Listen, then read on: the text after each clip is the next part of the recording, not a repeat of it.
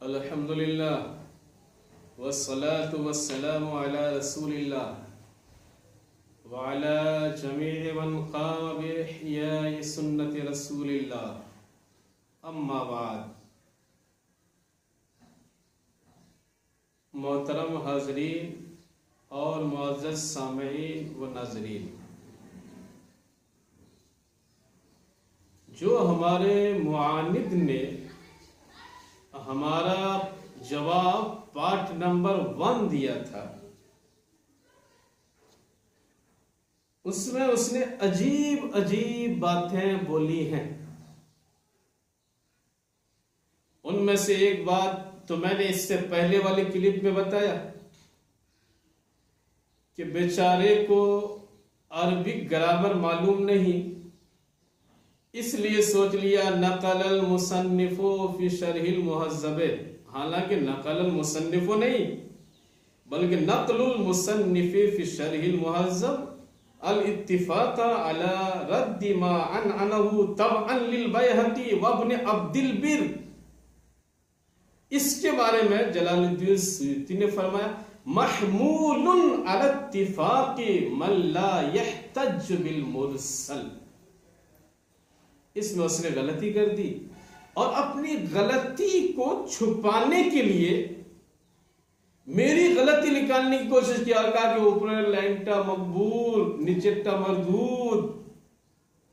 یہ تو عجیب گل کھلایا اور میری بات وہ سمجھ بھی نہیں پاتا ہے کہ میں چیپٹر 12 سے 9 پہ کیسے چلا گیا. وہ اب تک اسی حیرانی میں ہے، پریشانی میں ہے کہ یہاں سے وہاں کیسے چلے گئے. بھائی عالم کو تھا بوجھتے چالے عالم ہوتے لگے. تو عالم کی بات اگر سمجھنا چاہتے ہو تو پہلے علم حاصل کرو، تب سمجھو گے کہ اشارہ کیا ہے، لطیف کیا ہے، تب جا کر کے پتہ چلے گا. اچھا، اس میں اس نے یہ بتایا تھا کہ شافعی مذہب میں نے کیوں کہا، اور پھر اپنی طرف سے اپنا تبصرہ کہ اگر ابن حجر اسقلانی کی کتاب میں ہے اس لیے اس نے شافعی کہا، تو ابن حجر اسقلانی شافعی، یہ جلال الدین سیوطی شافعی، خطیب بغدادی شافعی، ابو داؤد حنبلی اور امام نووی شافعی، اپنی طرف سے بتانا شروع کر دیا. ہمیں افسوس ہے کہ جو ہمارا مخالف ہے، معاند ہے، وہ کتابوں کو سمجھ ہی نہیں پا رہا ہے. اس کے لیے ہم نے پہلے بھی بتایا کہ ہمارے احناف کے نزدیک جو تدلیس ہے یہ اصحاب جرح میں سے ہے ہی نہیں، اور یہ میں اپنی طرف سے نہیں کہہ رہا ہوں. آؤ دیکھو فصول الوداع فی اصول الشرائع صفحہ نمبر 280 81 280 اور 281 جلد نمبر 2. فرماتے الرابع، یعنی کون کون اسباب طعن میں سے نہیں ہے، تو فرماتے طعنہم بما لا يصلح جرحا لا يقبل، یعنی راوی پر ایسا طعن کرنا جو جرح ہونے کی صلاحیت نہ رکھے وہ مقبول نہیں ہے. بیچ میں ہے نا 1-2 لائن چھوڑ دیا ہو، پھر سمجھنے کی کوشش کرنا، اس لیے چھوڑ رہا ہوں کہ تاکہ لمبا نہ ہو جائے. پھر یہ مت کہنا کہ شروع والا پڑھ لیا بیچ والا چھوڑ دیا. اور یہ تو فرماتے ہیں طعنہم بما لا يصلح جرحا لا يقبل كالطعن بالتدلیس. اب تدلیس کا معنی کیا ہے؟ اس نے تدلیس کا معنی پتہ نہیں کیا کیا بتایا. تدلیس کا معنی یہ خود فرمانا ہے ہوا لغتن کتمان عیب السلعہ عن المشتری واصطلاحا کتمان انقطاع او خلل فی الاسناد کما فی العنعنا کما فی العنعنا فإنها توہم شبہۃ الارسال وحقیقتہ لیست بجرح. کیا مطلب؟ یعنی راوی پر ایسا تان کرنا جو جرح ہونے کی صلاحیت نہ رکھے وہ مقبول نہیں. کالطعن بالتدلیس، جیسے کسی راوی کے مدلس ہونے کی وجہ سے اس پر تان کر دینا اور یہ کہہ دینا کہ ان کی روایت مقبول نہیں ہوگی. اب بیچ میں یہ بتایا تان کسے کہتے ہیں، تو بتایا تان کا معنی لغت میں یہ ہے کہ مشتری سے جو سامان کے اندر عیب ہو اسے چھپا دیا جائے. تو یہ تدلیس کا ایک معنی ہو لغت میں، یعنی تدلیس کا معنی لغت میں ہے کتمان عیب السلعۃ عن المشتری. یہ معنی لغت میں واصطلاحاً، اور اصطلاح میں کسے کہتے ہیں؟ کتمان انقطاع او خلل فی الاسناد. سند میں جو سند ہے اس میں انقطاع ہو جائے تو اس کو چھپانا، یا سند میں کوئی کمی ہو جائے تو اس کے چھپانے کا نام ہے تدلیس. یہ اصطلاح میں خود فرماتے کما فی العنعنا، جیسا کہ عنعنا والی روایت میں ہے کہ یہاں پہ چھپانے کا ایک احتمال ہوتا ہے. فَإِنَّهَا یعنی فَإِنَّهَا أَيْ الْعَنَانَا، کیونکہ عنعنا تو ارسال کا صرف شبہ پیدا کرتا ہے. وہ حقیقتہ لیست بجرح، حالانکہ حقیقتاً جو مرسل ہو، جو واقعی پکا مرسل ہو، وہ بھی تو ہمارے نزدیک قابل جرح نہیں.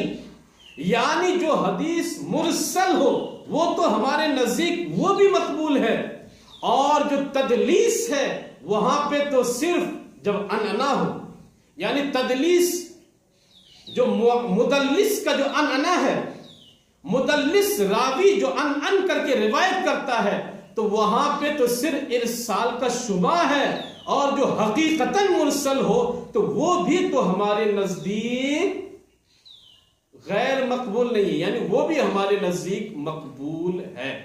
ایک چیز ہوئی.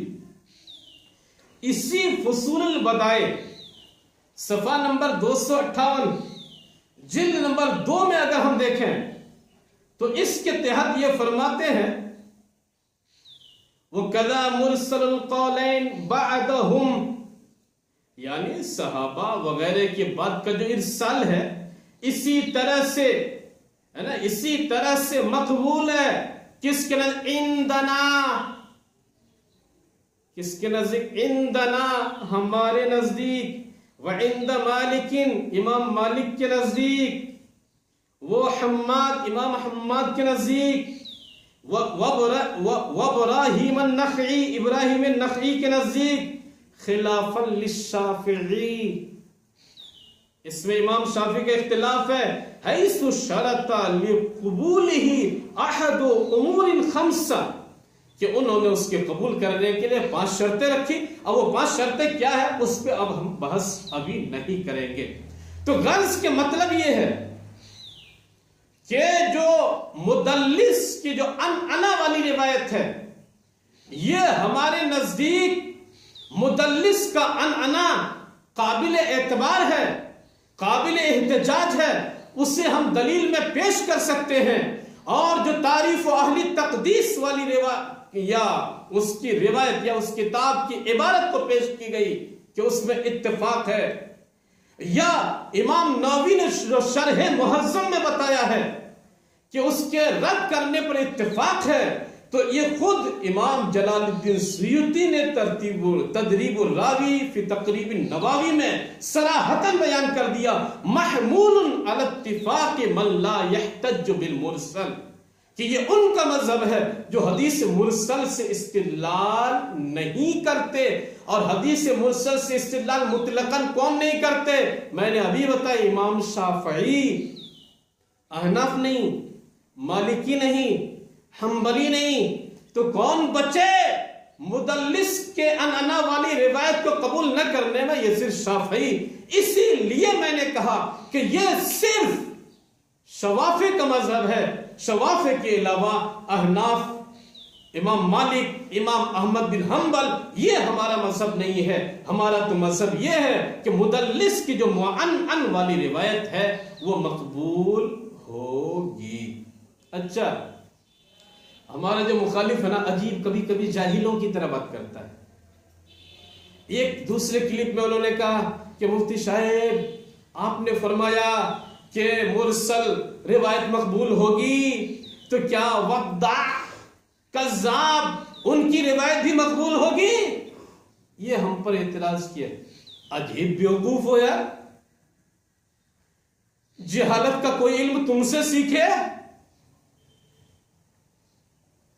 کیسی باتیں کر رہا ہے؟ میں تم سے پوچھ رہا ہوں، اس کا جواب اور بھی دوں گا. میں تم سے صرف اتنا کہہ رہا ہوں، یہاں ہماری گفتگو ہے محمد بن اسحاق کے تعلق سے. کیا تم محمد بن اسحاق کو وضاع کہتے ہو، وضاع کہتے ہو کیا، کذاب کہتے ہو کیا؟ ایسا تو تم نے کہا نہیں. ثقہ کہا، ثقہ. اب پھر یہ کہہ رہا ہے کہ سر کا مرسل قبول ہے کیا؟ عجیب بیوقوف ہے. اللہ عز و جل کی بارگاہ میں دعا گو کہ پروردگار انی اعوذ بک من الجاہلین وما علینا الا البلاغ المبین.